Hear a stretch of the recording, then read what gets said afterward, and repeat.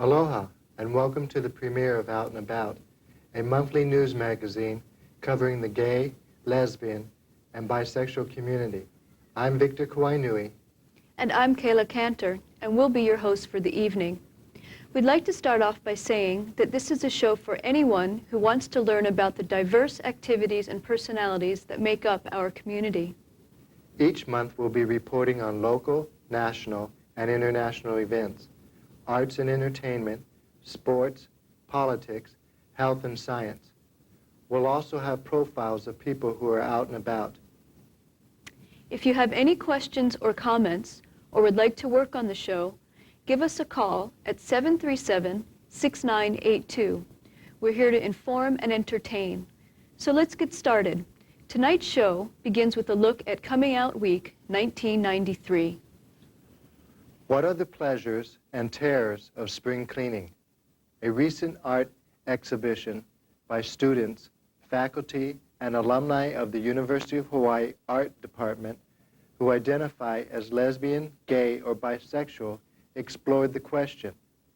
Here are their artistic representations of the pleasures and terrors of spring cleaning.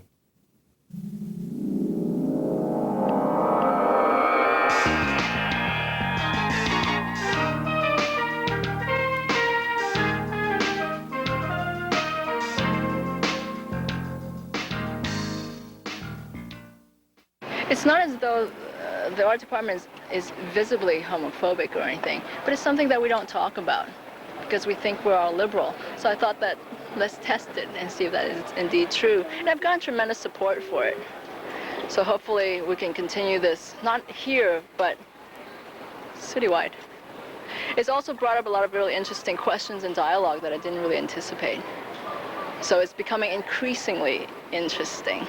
The point of view that I think the show should make, and in a way does make, is that queer is not heterosexual, homosexual, or bisexual. It's definitely not gay or lesbian. And a lot of the best queer art, as in books or music, and all of the arts is made by heterosexuals as well as homosexuals. Just sex is a really touchy subject with people, you know, and if you combine sex, religion, and politics in one piece, you know, you've got a real smoker. The critique in class was kind of interesting. There wasn't too much comment, and I think the silence is kind of typical about the amount of dialogue that one usually encounters in an everyday situation. I mean, if you raise the subject, a lot of times you will get no comment at all. And so in a sense, we're just like pushing this out, you know, and I don't really know how to put it, but it just seems that if you have to be a little bit pushy, and you have to be a little bit out if you want the dialogue to take place, because a lot of people would rather not talk about it. They'd rather that you stay in the closet. I mean, I don't identify as a lesbian artist. I identify myself as an artist, and I am a lesbian, and so that definitely informs my work. Well, the piece I have in the exhibition, it has a lot to do about relationships and people and all different levels of relationships and the importance of that. And I really see, woman-to-woman relationships as being more important. The piece for me was kind of about kind of religious reasons. A lot of homosexuals were, you know, never allowed to go to heaven, and they're not allowed to, if you're going to church, you're not supposed to do this and you're not supposed to do that. And so I started thinking of it like, well, you know, the Ku Klux Klan used to burn crosses in people's yards. They don't really do that to homosexuals, but they do kind of spiritually do that to us. So this is kind of about, you know, there's the shark, there's the praying hands, there's the serpent, there's the charred cross. So it's kind of about that kind of oppression. I did have a student in one of my classes who saw the posters for the show before the show started, and actually this is the first time that had ever happened in the classroom, but the student pointed to the poster and kind of tapped on it and said, "So what's this?" And I said, that's a coming out show. And he said, what's that? And I said, that's for people who are trying to come out as gay or lesbian, and the show is designed to help support them, you know, so they can recognize their peers. And his response to that was something like, so you're talking about lesbians and stuff? And I said, yeah, I'm talking about lesbians and stuff. And I said, and it's all about support, so you should go see the show. I guess it's sort of like 3 levels. One is the top part, which is dealing with basically asking the questions to the audience. What defines you? What do you feel? Is it that, you know, acknowledges yourself as a person? Is it God? Is it genes? Is it the culture? The middle part was sort of dealing with sexuality in a sort of a graphic way, because my experiences have been on that sort of side of it, you know, dealing with encounters with people and my own experiences with lovers and stuff. Then the last part is more of my overt political stance on the world and why I really feel like, you know, I feel we have to actually look at the big enemy. I thought it would be interesting to show the relationship between the 3 of them, with the 2 girls together and the girl and the guy together. And it's not very ambiguous for me when I look at the images, but I think for a lot of people it is ambiguous as to whether they're male or female. And I really wanted to play with that assumption that the whole gay, straight thing, male, female thing, and why you're defined one way just because you're in the body of a gender. I mean, I don't know if I feel like I'm a female inside, but I definitely don't feel male. One of the artists had agreed to be in the show, but she couldn't. She pulled out 3 weeks ago because predominantly in response to what happened in Virginia, where the woman lost custody of her child because she's a lesbian. And I respected that, but we decided to include the outline of her work and talk about why she had to pull out. So although an unfortunate thing to happen, but it gave the show a very clear political edge, which turned out to be fine. So I'm sorry that she can't speak, because she can't speak. In Virginia, a judge has denied a lesbian mother custody of her biological child. The court has awarded custody of the 2-year-old boy to his maternal grandmother, claiming the mother's sexual orientation would damage the child's psychological development. The ruling was based on a Virginia law prohibiting sodomy. It is under appeal, but for now the boy is separated from his mother. In Seattle, 2 gay men who adopted a 3-year-old boy faced a custody battle from the biological mother. She claimed state workers promised her the child would go to a mother and a father. On a brighter note, in New Jersey, a Superior Court ruling has allowed a lesbian to adopt her lover's 3-year-old daughter. The child was conceived through alternative insemination, and the judge said the best interests of the child take precedence over rigid constructions of the term family. Similar decisions on adoptions were handed down in Vermont and New York. Here in Hawaii, the Honolulu Weekly wrote a cover page feature on gay parents and their children. Most of the persons interviewed were afraid to use their real names. Until Hawaii's laws provide full protection and civil rights for lesbians and gays, parents and their children will have to live in fear of custody battles, evictions, and social alienation. We congratulate the brave families who came out in the article and hope we will all feel safe to come out soon. Tanya Domi, director of the National Gay and Lesbian Task Force, Military Freedom Initiative and Civil Rights Project, came to Hawaii to speak out during National Coming Out Week. Her many appearances included testimony at the same-sex marriage hearings on the Big Island, a rally at UH Manoa, a talk to the Congregation Metropolitan Community Church, and a town hall meeting. She reminded us that the eyes of the nation are looking towards Hawaii to pave the way towards complete civil rights for everyone. We are confronted with a calculating and vicious Christian right wing that seeks to divide and conquer us from our country, our communities, cities, and towns. The Christian right wing seeks to spread hatred and inflict self-hatred, to keep us from affirming and loving ourselves. The Christian right wing seeks to separate us from our families and children, father from son, mother from daughter. The Christian right wing seeks to deem us as unchristian and keep us from seeking the solace of God, regardless of our denomination or beliefs, and a spiritual power.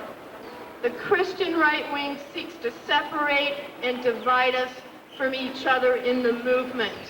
Women from men, people of color from haoles, Jews from Gentiles, able-bodied from physically challenged, and the affluent from middle and working class.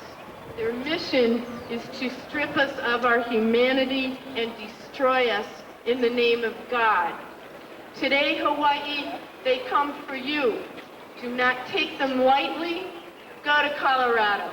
Go to Oregon and hear the stories of rocketing violence and hateful rhetoric directed against us. The firebomb tossed into an apartment that killed a lesbian and gay man in Portland. A woman wearing a No on Amendment 2 button shoved down steps and beaten by skinheads in Denver. And an American sailor beaten to death by his shipmates in Japan. Elected officials in Hawaii should be forewarned unless bigotry is confronted and named for what it truly is. The Christian right wing will create division within both parties, giving new meaning to the adage that politics makes strange bedfellows. The Christian right wing's mission is to gay bait and isolate politicians within their own parties, creating timidity in the face of incredible hatred, guised in the framework of God and protecting the family. If the Hawaii legislature acts at the bidding or the pressure of the right wing to prevent the courts from expanding civil rights to gay and lesbian citizens, you can be assured, sadly, Hawaii will surely become an object of ridicule and hatred. The work before us now demands our visibility as never before. Our power is in our visibility. The closet has always been our enemy. It impedes our path to freedom. Fear of rejection by our families, friends, co-workers creates timidity that hovers in our lives. But now, we are all being called upon to do our part, to step forward and to seek self-responsibility. America and Hawaii, we will not be silenced in our efforts to acknowledge the most central core of one's humanity, the right to love, to affirm that love and live in dignity without fear. We are not going away. We shall not be moved from our unshakable pursuit of social justice. No political agreement or laws passed to silence or marginalize us can alter this central reality of our lives. We will mobilize, educate, agitate, lobby, and demonstrate until all forms of discrimination ends. We are a part of America's promise and landscape, no longer refusing to hide in shame. This is our country too. Keep on fighting, Hawaii. Mahalo.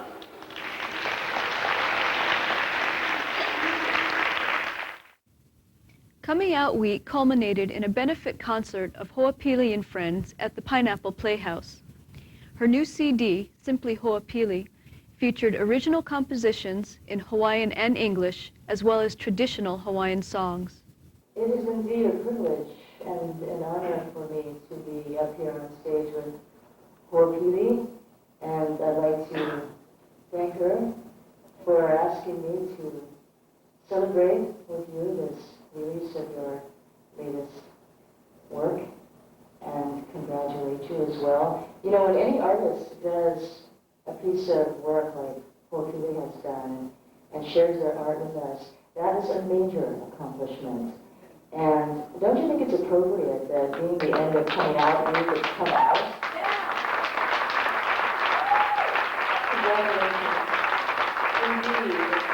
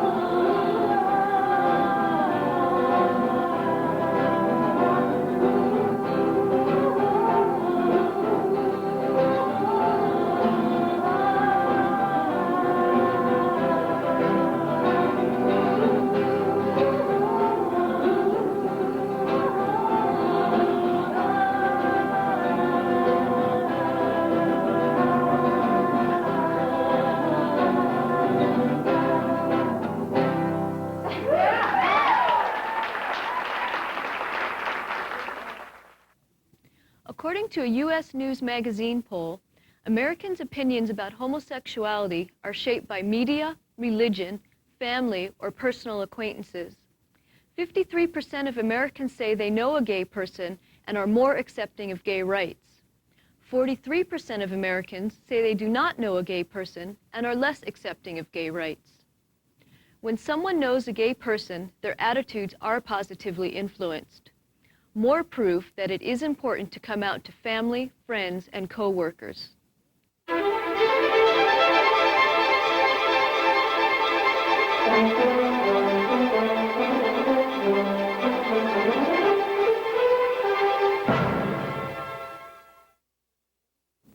Michelangelo Signorile was in Honolulu doing research on a feature article for Out magazine.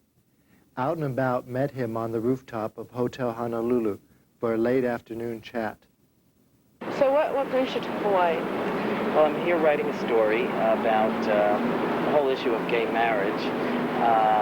for Out magazine, but I really want to use the issue of gay marriage as a way to really get into the larger story of gay people in Hawaii and what it's like in Hawaii to be gay. I want to write a very long, in-depth piece. Have you covered the marriage issue in other states? I haven't. Since Hawaii is really the first in bringing this to sort of to a boil, I decided to just sort of come right here to ground zero. And when I go back to New York, I think I'm going to look around and see what's happening elsewhere. But I think Hawaii is going to be the place for the 90s, at least one of them, where a lot of stuff is going to be happening.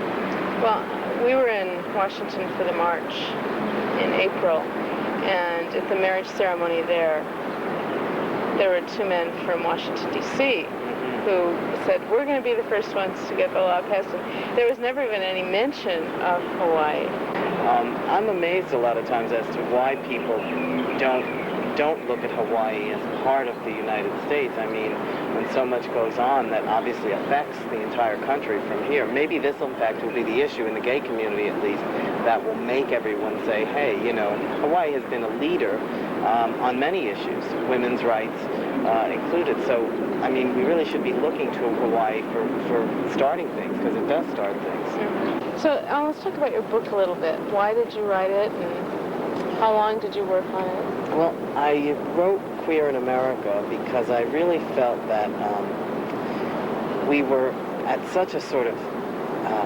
explosion in the late 80s in this community nationally, with groups like ACT UP and Queer Nation, and really just expanding across the country, and a lot of stuff going on that I think people really didn't understand, or people were afraid of, or people had misconceptions about because of the mainstream media. I was working at Out Week magazine at the time, and I became at the center of the controversy over outing. And I saw the mainstream media completely distort this issue and completely make it as if it was all about, you know, ripping the average citizen out of their closets, you know, and going into their houses, when what it was really about was an attack on the media themselves, and an attack on them for what they report about heterosexual public figures and what they report about homosexual public figures, and how they lie and make people heterosexual. And it was always just about public figures, and only about when it was pertinent to a story, and about how the media itself, as I said, lies. I think it is important for everyone to be out. I think that when you're talking about the average person, though, who is living their own life, and is not a public servant, but a private person, I think people have to come out wisely. I think that they have to, obviously, if a teenager is in a family that is, you know, very homophobic and, you know, might do something terrible, that person has to be careful. But I say people plan for the day, you know, should plan for the day. It gives hope, it gives a sense of that there's something coming, but that they definitely should come out. I think it's not just for the sense of the community and the fact that, you know, everyone around us who we love votes, and if they don't know we're gay, they'll vote against us. It's not just for that, but also for a sense of personal well-being. I think that, you know, everybody you talk to who's out of the closet to their family and friends will tell you how it changed their life, and it made them suddenly feel wonderful. And it's hard to tell closeted people at this point that it could be so great, because they think it's just going to get worse. But I say to them all the time, plan for the day and come out of the closet. It's the most wonderful thing you can do for yourself. How old were you when you came out? God, I was really not out to my parents until like my mid-20s. I mean, I thought I was, and I think that's something people have to really face. They have to look at themselves and say, are you really out of the closet? In the book, I talk a lot about my own story and how, you know, I had duped myself. I came out of one closet only to be in another one, you know, and I think that a lot of people do that. I mean, I had convinced myself I told my parents at some point, and then we just didn't talk about it. And it's kind of the don't ask, don't tell policy. But the truth was I hadn't, not until the AIDS crisis really forced me, at least in New York, to look at things so much more vividly. I had friends dying, etc., and I found that there was so much of part of my life that I couldn't talk to my parents about. And I realized it was time to really talk to them and say, look, this is what I'm about. If you want me to come home and visit you, I have to be able to tell you that my boyfriend is sick or my friend has died or whatever. If you can't deal with that, you know, then I won't come home, but you've got to be able to deal with it. And I think parents, especially, I'm from a very conservative Italian Catholic family. If anybody could accept it, or if my parents could accept it, anybody's parents could accept it. I believe that people in close-knit families, no matter how conservative they are, I believe they do accept it, because I believe that the family to those people is so important that they'll do anything to keep it together. And the real meaning of family values is not forcing everyone to be one way, but it is accepting everyone in the family, no matter what differences there may be. And I believe that's true family values, a family accepting that their child is gay. Is being gay a simple matter of genetics? The neurogenetics branch of the National Institute of Health has identified identical DNA strands in 33 of 40 pairs of gay male brothers. A study reported in Science magazine indicates that families of 76 gay men included a much higher proportion of homosexual male relatives than found in the general population. And in a Boston University study of identical twins, over 50% of the lesbian twins studied had lesbian twin sisters. The studies show that homosexuality occurs naturally and is a common variation among humans, a fact that gay and lesbian people have known all along. A new survey that shrinks the gay male population to 1/10 of what it used to be has gay activists alarmed. The Seattle-based research center was examining how many men engaged in sexual behavior that puts them at risk for HIV.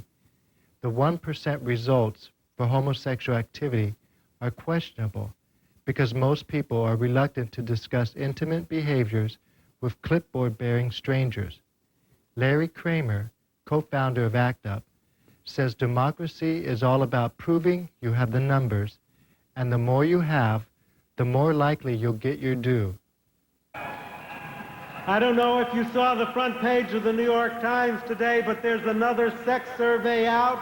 There are now 4.6% of us. How we multiply.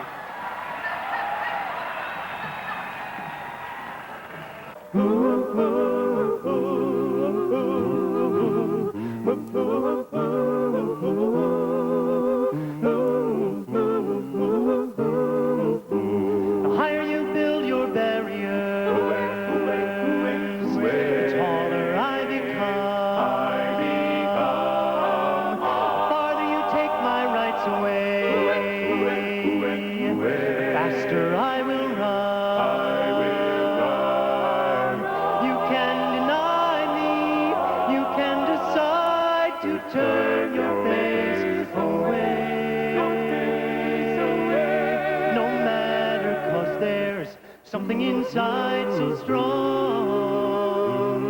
I know that I can make it, though you're doing me wrong, so wrong. You thought that my pride was gone, oh no. There's something inside so strong.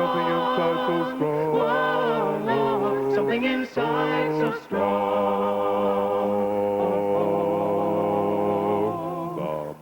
The more you refuse to hear my voice, the louder I will sing. The more you refuse the things I need, the more I want everything.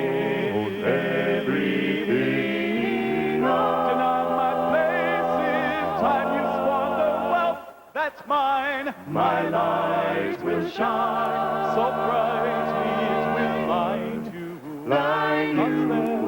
Something inside so strong. I know that I can make it, though you're doing me wrong, so wrong.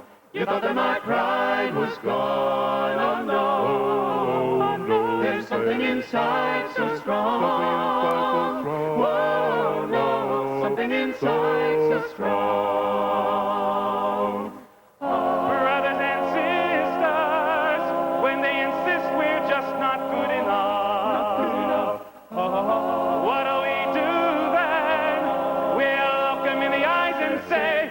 do it anyway. We're gonna do it anyway. We're gonna do it anyway. We're gonna do it anyway.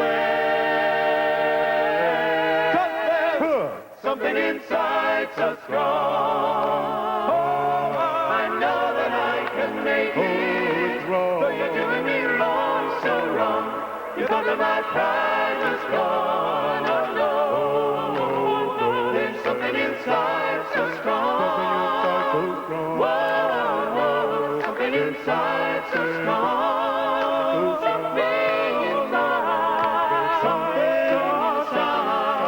Something inside. Something inside. There's something so strong.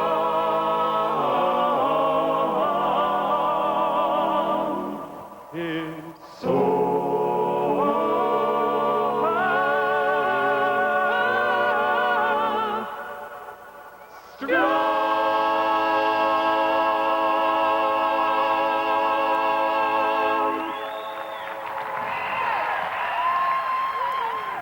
While most people were at the beach on Saturday afternoon, students from La Pietra, Hawaii School for Girls, were busy outside of Foodland collecting food items and money for the People with AIDS Coalition food pantry program. Purchase one of these items and donate it at the table. Oh, okay. Thank you. Our school has a program called Shout, Students Helping Out, and they came to have food drive at our school, but it didn't work out very well, so we decided to come to supermarkets and do it. Today what we're trying to do is encourage customers as they come in to buy one item on our list of food that they could deposit with us on their way out, and that will be distributed to families who have patients with AIDS to help them get through the month. Because they usually make it through 3 weeks, and the last week is kind of hard, as we all know. So we're trying to provide food baskets which will be distributed today, this afternoon, to various families. Well, there's some people that like to say, oh no, we don't want to do that. And it's really interesting because as soon as you say AIDS, that's either the word that slows the people down or speeds them up. And it's interesting. You really get to see what people's feelings about AIDS are. I know the ways it can be contracted. I know that it's not a gay man's disease. I know that how to avoid it, well, as much as you possibly can, and that the people with it really need help. The medical associations really need to help them out. It's not concentrated in any area. It's not just, certain types of people can get it. Anybody can get it, and just to watch out for yourself and help the people who have it. Meanwhile, other students from Kamehameha and Punahou Schools were back at Church of the Crossroads preparing their monthly luncheon for HIV clients, families, and friends. Once about every other month, we get together and we do a PWAC cooking, and this is People with AIDS Coalition. And what we do is our school is part of Kamehameha Amnesty International Chapter, and Mr. Slagle and Mrs. Slagle are our advisors, and they coordinated us and said, why don't we try and do this? We have the support of over 40 different organizations here in Oahu, including the main Honolulu Hawaiian food pantry. So the support has been great. Volunteers already number over 30. So again, we're excited. It's been great. Basically what we do is we go out and get food donations. We have the young women of La Pietra Girls School. Their Shout program has been setting up in front of Foodlands and other supermarkets, collecting lots of donations. And once a month at the PWAC luncheon, we bring it all here and set up lots of various bags and hand it out to people who've requested one in advance. Last month we gave out about 18 bags. This month it's like 34, I think the total is. So as word gets out, more and more people are getting the help. My long-term goals for the luncheons are to continue to provide good food for people with AIDS, HIV positive, their friends and supporters. Continue to provide a pleasant and fun environment for us to get together. To have community involvement, greater community involvement. We've been very successful in the 2 years that we've been doing this to have a variety of church, school, and community groups working with us, to have the food basket operation meet the needs of people who are unable to afford the food that they need or unable to get out and shop, and do it in a way that's fun. This represents 2 years we've been doing this, folks. I want to thank everybody that's helped to make these things the success that they are. The hard work of the PWAC people and the different volunteers who've helped, particularly this month, the students from Kamehameha, Amnesty International, and from La Pietra, students, and all the other volunteers who have helped and contributed. Thanks, everybody. It's been a great 2 years, and we'll be back for more. Oahu folks were recently treated to music by a duo from Down Under called Spinning Wheel. Spinning Wheel was on their way to the 1993 Michigan Women's Music Festival, the largest and most celebrated gathering of women musicians on the planet. Their self-titled cassette, a collection of 12 originals, has just been released. Here's a song they performed at a private party in Waimanalo.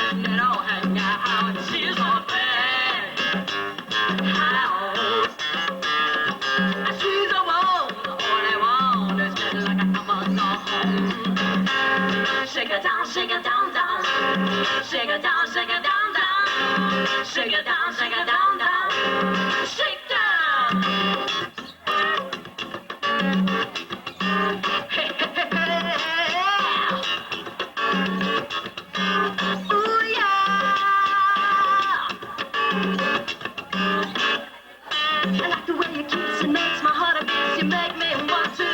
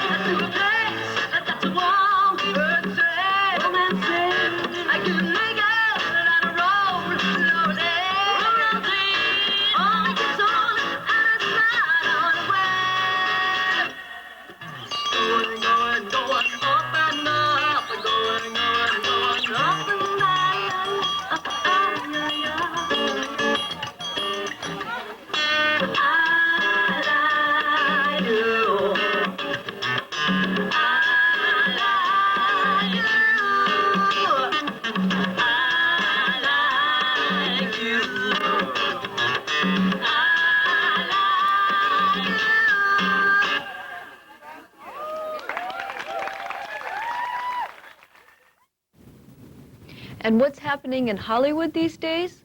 Married with Children star Amanda Bierce held a press conference after the Globe outed her. When asked if she was out before the tabloid story, she said, "My mother sent me to a psychiatrist when I was 15 because she thought I was a latent homosexual. There really wasn't anything latent about it." Philadelphia will hit the silver screen in December with Tom Hanks as a hotshot gay lawyer who sues the firm where he works for AIDS discrimination. Grammy Award winner Melissa Etheridge talked about her coming out on VH1 and was on the cover of Lesbian News, a major Los Angeles publication. Twilight of the Gods, now playing on Broadway, is about a liberal heterosexual couple who learn that she is pregnant with a fetus that will probably be gay. Jonathan Toynes wrote the futuristic play before researchers at the National Institute of Health announced their findings of a genetic marker for homosexuality. In San Francisco, the AFL-CIO, the nation's largest labor organization, passed a resolution urging local unions to take a leadership role in fighting right-wing, anti-gay ballot initiatives. The resolution shows the continued support of the national labor movement for lesbian and gay rights, including rights in the workplace. In the world of politics, 6 gay couples were legally married in Oslo, Norway, under a new law that allows same-sex marriages. On August 3rd, France adopted a statute extending spousal medical benefits to domestic partners in gay and lesbian relationships. Here in the U.S., the 700 Club of the Christian Broadcast Network reported that Yale University has extended medical benefits to domestic partners of employees. Stanford, Harvard, and MIT already have benefits for lesbian and gay couples. In local news, Jim Hormel, the spam heir, has offered a $10,000 matching grant to the Hawaii Equal Rights Marriage Project. The local group has 75 days to meet the $10,000 award with donations of $500 or more. Lowlife and High Heels, the one-man show by Sonny Sorrells, will have a benefit premiere on Friday, November the 12th. The show, one man's almost true autobiographical quest for sexual gender identity, will continue through December 3rd at My Favorite Eggplant, a new performance space in Kaka'ako. Speaking of new places in Kaka'ako, Greta's Garden celebrated a grand opening over Labor Day weekend with the Greta Garbo Lookalike Contest. If you have any local news or community events you'd like the Out and About crew to cover, give us a call at 737-6982.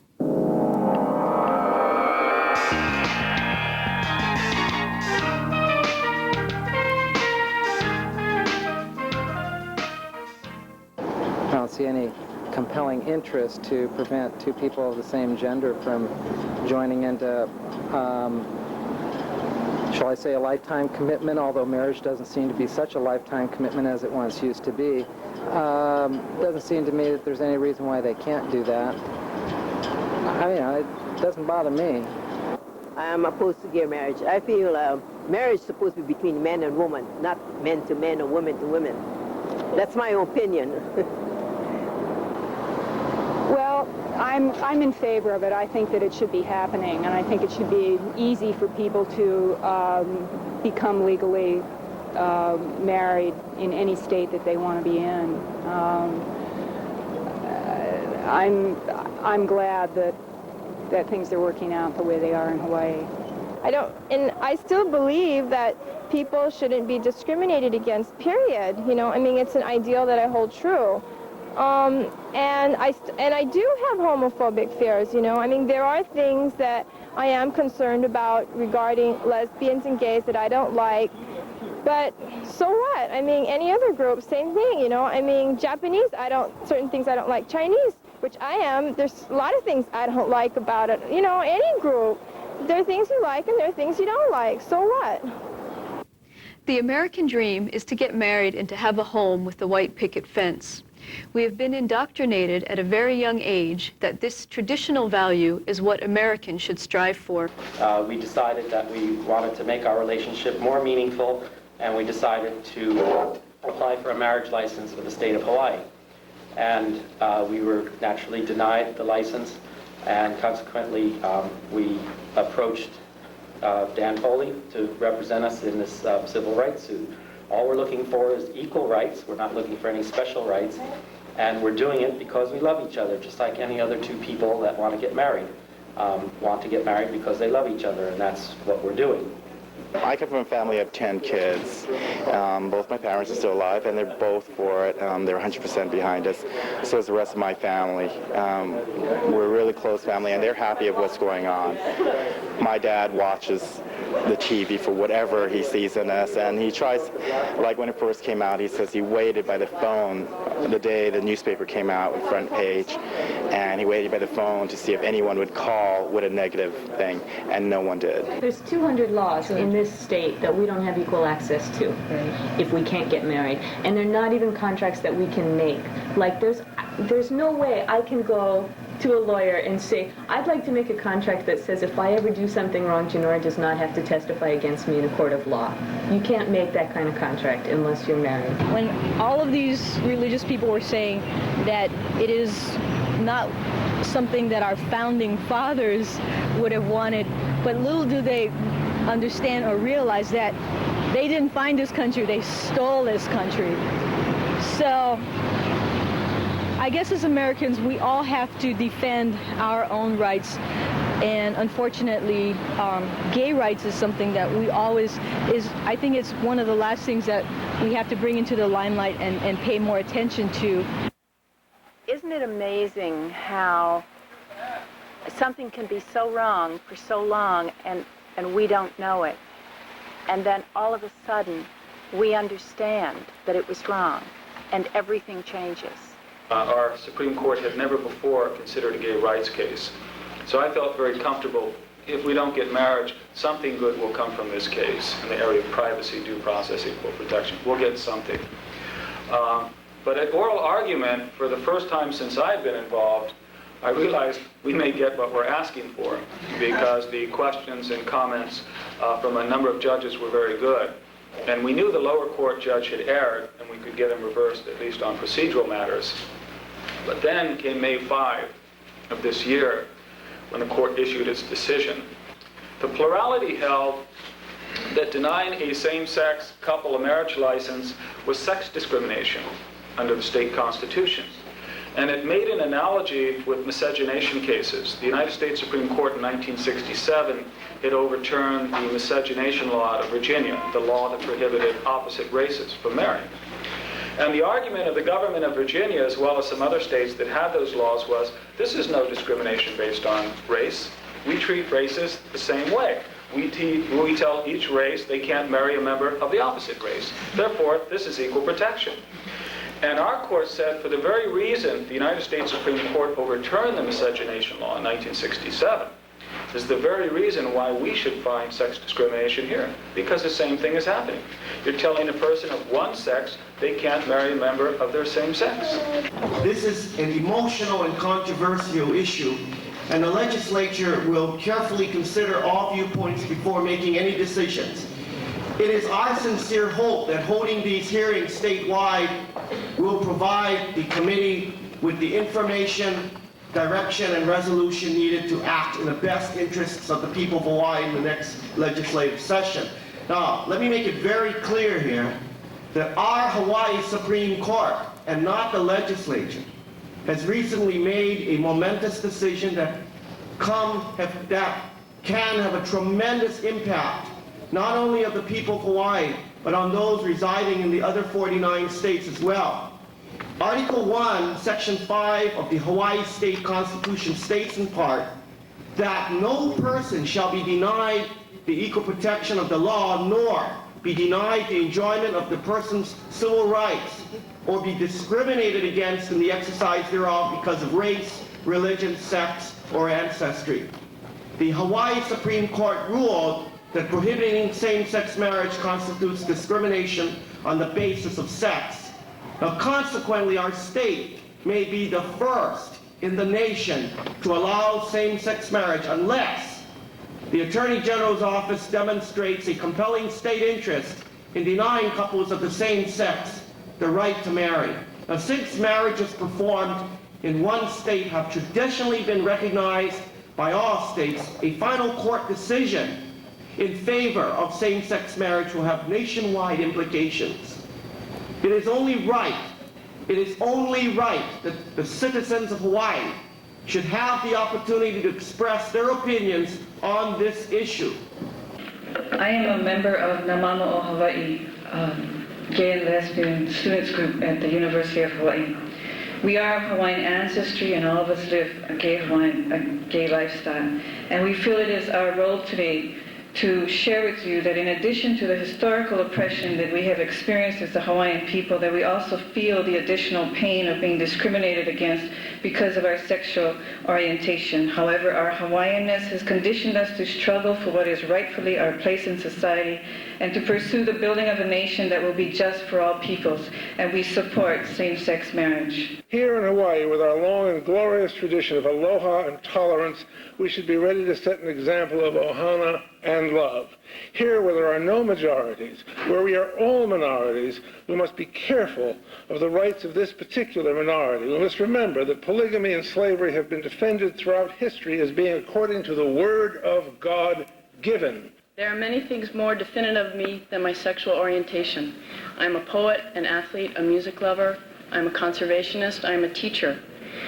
Any one of these things says much more about me than the words I am a lesbian, yet this is how I am told to define myself.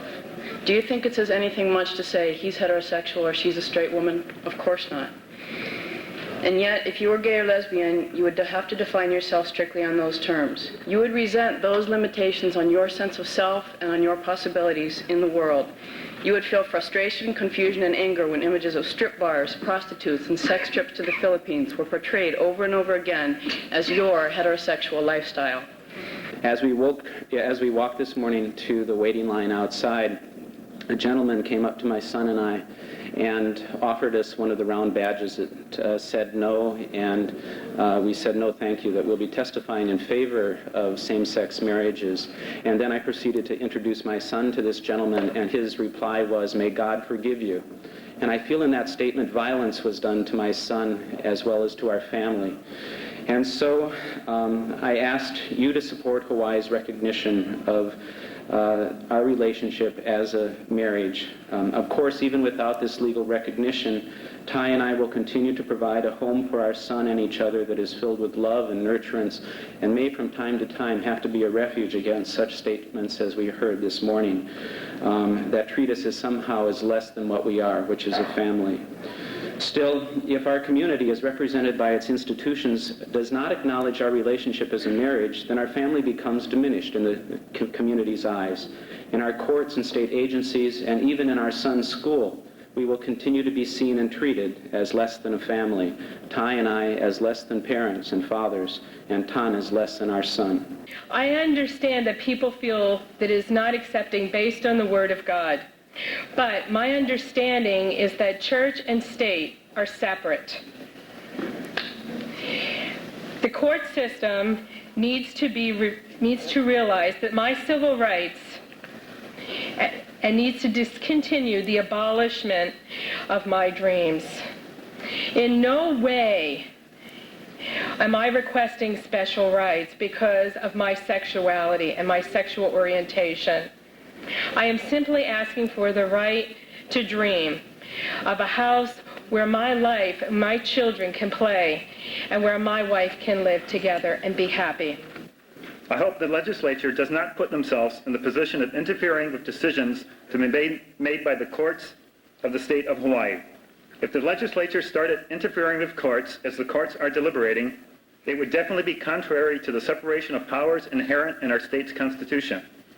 I have noticed that many of the arguments of those opposed to same-sex marriage tend to be based in hatred. It becomes very enlightening if one substitutes the word Jews or blacks when listening to their arguments. I am a Christian. My idea of a Christian is one who follows the teachings of Christ, which are simply to accept, love, and forgive all others as you would wish to be. If Christ were here today, he would not judge those who love people of their same sex.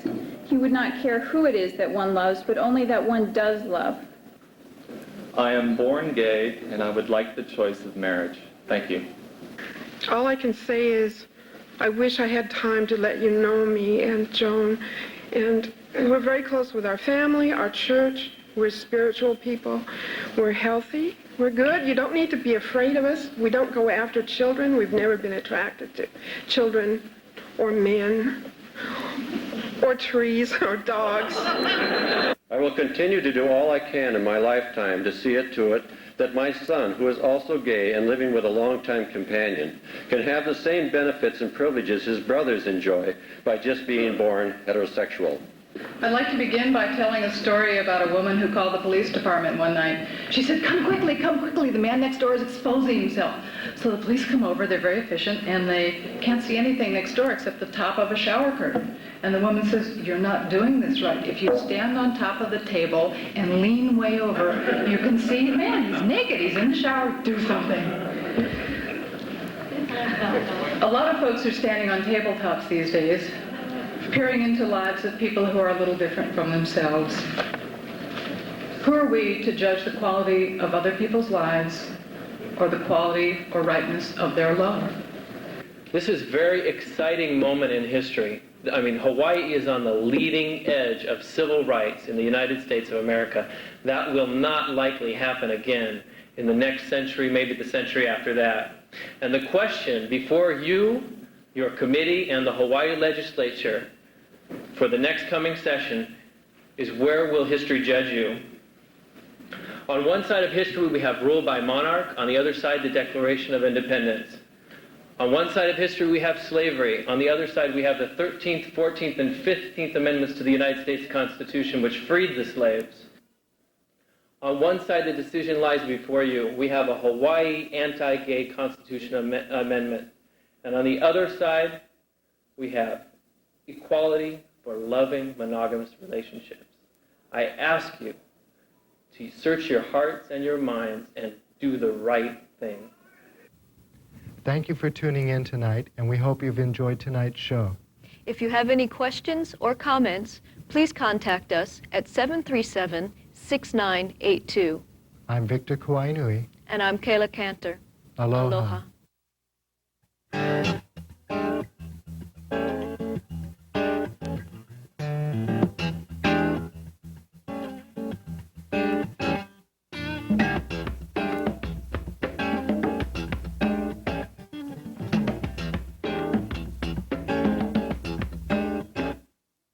I like the way you look and I like the way you cook. You make me wanna get down on the ground and go, You're really quite funky and your hair is so funky. You make me want to twist